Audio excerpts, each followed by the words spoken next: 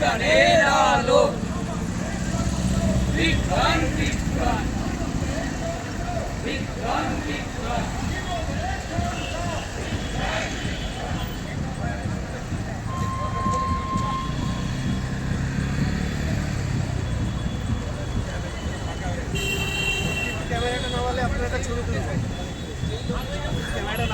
থাক না, এইভাবেই তুলুন, অসুবিধা নেই।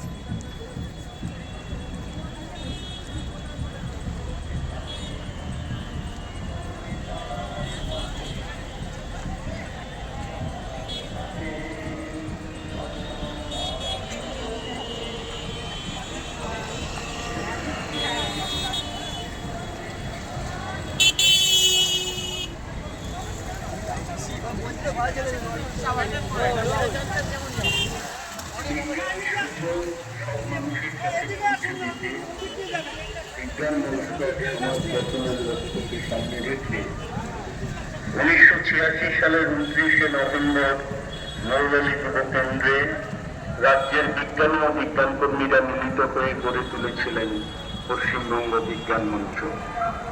রাজ্যের বুকে সমন্বিত বিজ্ঞান আন্দোলন গড়ে তোলার স্বপ্ন সূচনা হয়েছিল সেদিন।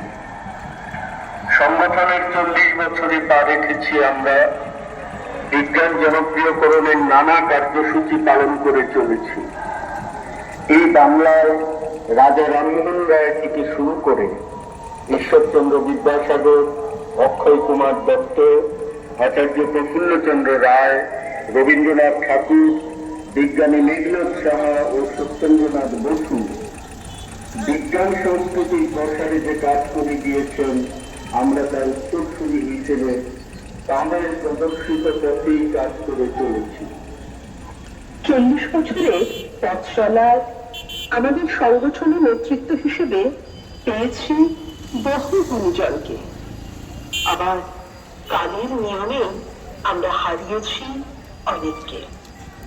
জনবিজ্ঞান আন্দোলনে পুরোধা ব্যক্তিত্ব আমাদের অত্যন্ত প্রিয় সংগঠনের প্রাক্তন সভাপতি শ্রদ্ধেয় শঙ্কর চক্রবর্তী আজ আমাদের মধ্যে নেই, কিন্তু 10 বছরকে মনে রেখে পশ্চিমবঙ্গ বিজ্ঞান মঞ্চ তাদের যে ক্যাসেট প্রকাশিত করেছিল, সেখানে তার কণ্ঠস্বর ও বক্তব্য আজও আমাদের উদ্বুদ্ধ করে।